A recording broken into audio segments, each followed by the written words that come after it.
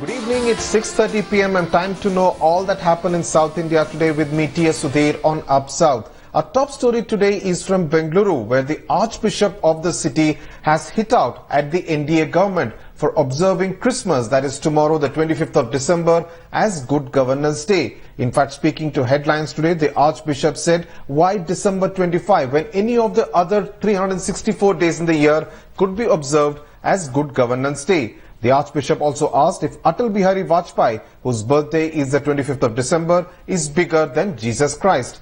Karnataka Chief Minister Siddaramaiah has supported the Archbishop's contention, saying the NDA government's intention is not good. I just would like to know, is Vajpayee's birthday is about Christmas Day? Christmas we have been celebrating past 2000 years. I'm nothing against, I have great respect to the former Prime Minister. But I understand that was his birthday. But why hurt the Christian community by keeping that day as the official Good Governance Day? Is it to remove the image of Christmas? That is my concern. And this is why I would say declare the good Governance Day, and there should be good governance in every aspect of our governance. The fact that we're looking at the anti-conversion that is looking in various places, the conversion that is taking place in most places, how are you looking? That our party has also opposed, we are also opposing it. But how do you look at the fact that December 25th is being looked as Good Governance Day by Narendra Modi? Their intention is not a bona fide intention. See, What do you think they want to do? No, my point is, why only on 25th of December, only good governance? Why not the other days? Why they are celebrating it? Because we all respect Jesus Christ. He has his own place in our hearts. He's a great prophet, a prophet of peace. That doesn't mean we should celebrate a day highlighting the need for good governance. And October 2nd was celebrated as Swachha Bharat Day, Mahatma Gandhi's birthday. That did not diminish Mahatma Gandhi's name or fame or position. Joining me now from St. Patrick's Church in Bengaluru is my colleague Rohini Swami. Rohini, while there is undoubtedly a festive spirit in the air, is there also a sense of unease after the strong words used by the Archbishop of Bengaluru in that city? Yes, I have been speaking to people, and what they've been saying is, well, 25th December has always been something that they have cherished, that is Christmas Day. And the fact that the government has announced it to be Good Governance Day is something they do not find actually apt, because they said that, which even the Archbishop at some point of time reflected, saying, why not 365 days, just why choose one particular day? When we've been also seeing the political parties, they also have given their stand, especially the BJP, saying, well, they celebrate particular days as tokenism, so this is also a day of tokenism where they can say Good Governance Day on Atal Bihari Vajpayee's day. I'm here joined by an 80% Bangalorean. Sir, if I can ask you, Good Governance Day on 25th December, do you think that that you would be able to celebrate that along with Christmas? No. We are only celebrating the Christmas Day. But why don't you think that the fact that the Prime Minister has announced saying 25th... Prime Minister is different, our Christian is different. We are celebrating Christmas Day. That's all. What about Good Governance Day? When do you think that should be... So far that is not coming up. Now only it is coming up. So do you think you would go forth and take a step and say, well, like even the Archbishop said, possibly Jesus has been a good governor himself. So don't you think it will be a good token to also show that it could be a good day? That's all I do not know so far. Right. I do not know so far. We are celebrating Christmas Day, that's all. See, the point that remains also is the fact that Christmas Day is something that everybody comes together and they talk about the fact that the joy of Christmas should be celebrated together, talk about peace.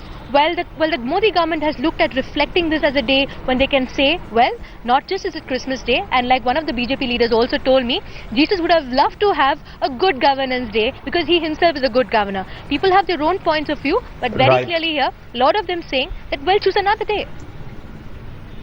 Right, Rohini, that gentleman with you obviously not wanting to mix good governance with his holiday on Christmas, but briefly, is there likely to be any kind of attendance at least central government offices in Karnataka tomorrow? Well, what I have got to understand is that yes, a lot of them have been told verbally that they could follow this, but though it is not mandatory, but it's up to them to decide whether they would like to do so. But as of now, we would only get Right. to know about their attendance as and when they arrive in offices. Right, Rohini Swami, thanks a lot for joining us there from Bengaluru.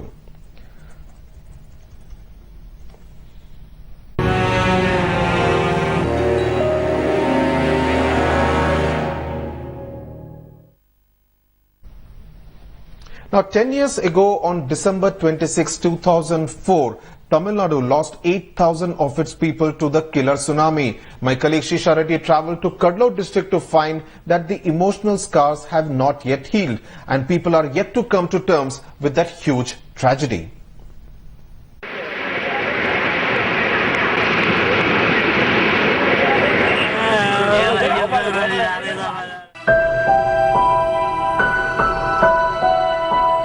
Ten years ago, 48-year-old Selvam of Sothikuppam village lost his world.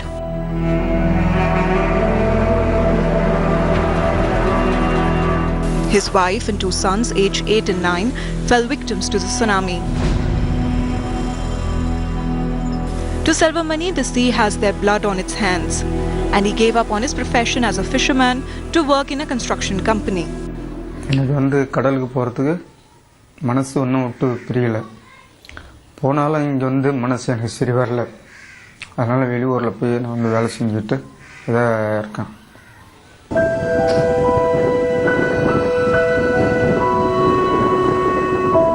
But a majority of the fisher folk do not possess any skill other than fishing and hence are stuck with the blue sea, which showed the devil in it on the 26th of December 2004. கடலில் நாங்கள் போகும்போது பயந்து எந்த பிரயோஜனமும் கிடையாது. பயப்படாத போயிட்டு வந்தால் தான் எங்களுக்கு வாழ்வாதாரம். அதுக்கு நாங்கள் பயந்துக்கிட்டோம், அலை வருது அப்படின்னு பயந்துக்கிட்டு இருக்க முடியாது. அதை நாடித்தான் என்ன உயிர் சேதம் வந்தாலும் நாங்கள் போய் அதை மீன் பிடிச்சி சாப்பாடுக்கு அதுதான் எங்களோட வாழ்வாதாரமே. Jagan from Devanapatnam, a village that bore the brunt of the fury of the tsunami, says his generation will be the last to go fishing in the Bay of Bengal. எப்போ எந்த நேரத்தில் எந்த காற்று எங்களுக்கு புரிஞ்சிக்க முடியல. அதனால் நாங்கள் பயந்து தொழில் பண்ணுறோம். நாங்கள் வேறு எங்களுக்கும் வேறு இந்த தொழில் தெரியாது. அதனால் நாங்கள் வேறு வழி இல்லாமல் தான் இந்த தொழிலை பண்ணிட்டு இருக்கோம். அதேமாதிரி எங்கள் பிள்ளைங்குட்டிகள் கஷ்டப்படக்கூடாதுன்னு சொல்லிட்டு நாங்கள் படிக்க வைக்கிறோம். ஆனால் எங்களால் முன்ன மாரிலாம் வருமானம் அதிகமாக வரதில்லை. எந்த நேரம் அந்த டைமில் அந்த சீசனில் மீன் வரும். இப்போ அப்படிலாம் வரது கிடையாது. Psychologists point out the scars remain because the majority of those who died were children and the emotional wounds have not healed. Many of the youngsters who now say they don't know swimming, but that is very odd when we visited during tsunami time, because none of the small children also said that they don't know swimming. It was like that. But afterwards they have restricted the children even to go and learn swimming because of the deep-rooted fear. But it's definitely changed the deep-rooted belief in them. But their cultural faith with the sea is still there. There is definitely a conflict. The change of mind oscillating between this and that. But what wins is their love for their children.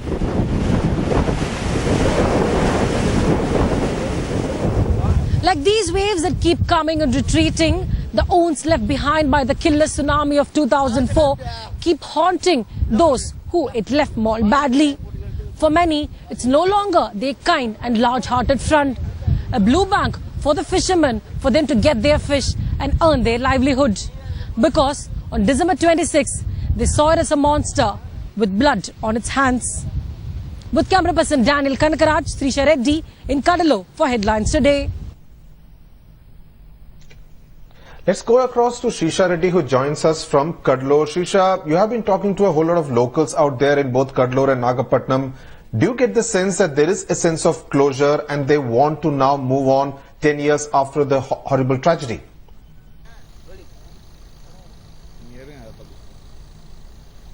Well, of course, yes, Sudhi, things have changed drastically over the years, except for one thing, the fishermen continue to go to the sea because that's their livelihood. Yes, of course, there is some sort of a panic moment when they venture into the sea, but again, they don't know anything other than that. 10 வருஷம் ஆகுது tsunami நடந்து முடிஞ்சு. இன்னும் அந்த தாக்கம் இருக்குங்களா உங்களுக்கு? தாக்கம் இருக்குது. தொழில் வகையில் பார்த்தாக்கா எல்லாத்துக்குமே ஓரளவுக்கு பாதிப்பு அந்த நேரத்துக்கு பாதிப்பு வர இருக்குது. இப்போதைக்கும் பார்த்தாக்கா தொழில் அதிகம் கிடைக்கல. நவீன முறையில் வேறு தொழில்ன்றதுனால நல்லா சேர்த்து பண்ணிகிட்ருக்கோம். ஊரில் இருக்கவங்க இருக்காங்க, சில ஆள் இந்த இடம் வேணான்னு சொல்லிட்டு போயிடுவாங்க. நாங்கள் இதை தான் நம்பி இருக்கிறதுனால நாங்கள் இங்கே எப்பயுமே இங்கே தான் இருக்கோம். நாங்கள் இதை தான் தொழில் பண்ணுறோம். ரைட். உங்களுக்கு வந்து இது எப்படி இருக்குது? பயம் இன்னும் எப்படி இருக்குங்களா? இந்த டிசம்பர் மாதம் வந்தாலே எங்களுக்கு வந்து பயம் இருந்துட்டு தான் இருக்குது. இந்த சுனாமி வந்ததுலேருந்து டிசம்பர் மாதம் வந்தாலே ஒரு பயம் இருக்குது. ஏன்னா அது தொடர்ந்து வந்து தானே புயல் வந்தது. இயற்கை சீற்றம்னு பொதுவாக பார்த்தாலே இந்த டிசம்பர் மாதம் தான் அதிகமாக ஏற்படுறதுனால எனக்கு ரொம்ப பயம் இருந்துட்டு தான் இருக்குது. Right, of course, yes, they live in a sense of fear that whatever happens in the month of December, because this tragedy struck in the month of December, so that is one thing that people do live in fear, though they have forgotten the tragedy that tsunami left behind. Sudhir? Right, Shisha Reddy, thanks a lot for joining us there from Cuddalore. In fact, we will be continuing to track the tsunami 10 years after the tsunami with Shisha Reddy's stories from both Cuddalore and Nagapattinam through this week.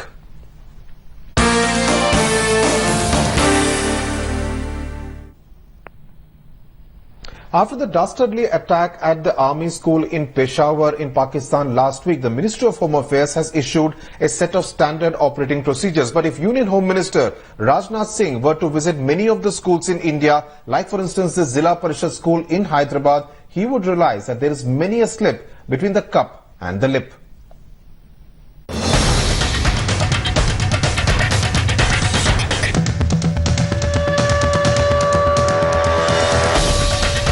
If a Peshawar-like attack, God forbid, were to take place at this government school in LB Nagar in Hyderabad, the students here will be sitting ducks. According to the guidelines issued by the Ministry of Home Affairs, each school must have a concrete boundary wall with 3 to 4 gates. The main gate should have a telephone connection. The boundary wall must be installed with CCTV cameras, and security officers with walkie-talkies must be present in the school premises at all times. But none of that is present here. The situation is anything but ideal. Schools like these are more concerned about bread and butter issues of basic amenities. Reality में boundaries ही नहीं है बहुत सारे स्कूलों में. Rooms भी classrooms ही sufficient नहीं है, बाउंड्रीज भी नहीं है, तो बाउंड्री के ऊपर सीसीटीवी रखना वो सोचने की बात. Government is giving instruction to do this, but it is not come to the grassroots level. Even the local number of thousands of lakhs of schools are here. So even today the boundaries, even the compound walls, the no compound wall schools are so much. No minimum facilities are there. No CC cameras and no any protective equipped schools are there. Students admit the Peshawar attack has made them realize that anyone could be a potential target. I feel scared to come to school. Even my parents are not allowing to school, but for my sake, I'm coming to school. I feel so much scared to come to school. In the absence of security, the schools are doing the next best thing.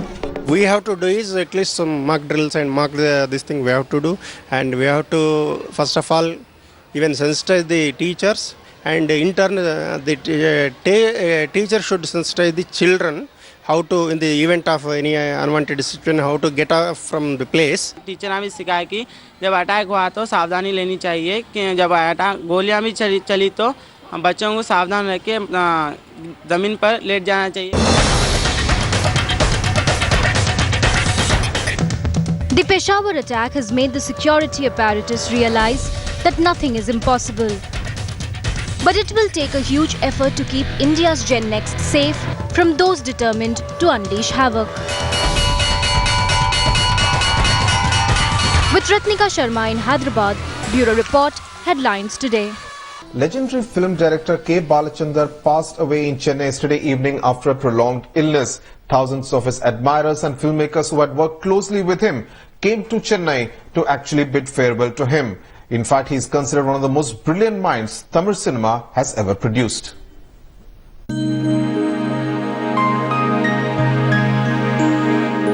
Legendary filmmaker K. Balachandar was born in the Tiruvarur district of Tamil Nadu on 9 July in 1930. After earning a degree in zoology, Balachandar joined the Accountant General's Officer in Chennai in 1950. His interest in theatre propelled him to join the United Amateur Artists, a drama company, and the play Major Chandrakant, penned by him, became a huge success.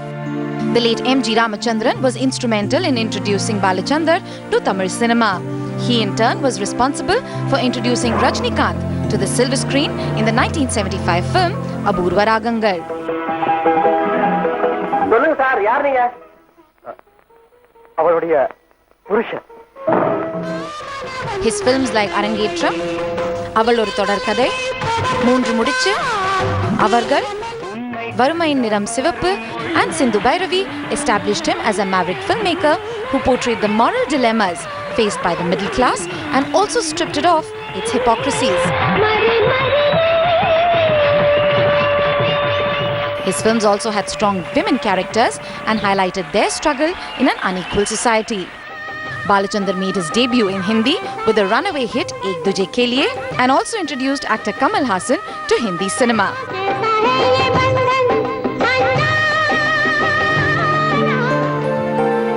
In a career spanning 45 years, K. Balachandar made 100 films in 4 languages, won 9 national awards, including the Dada Saheb Phalke in 2011.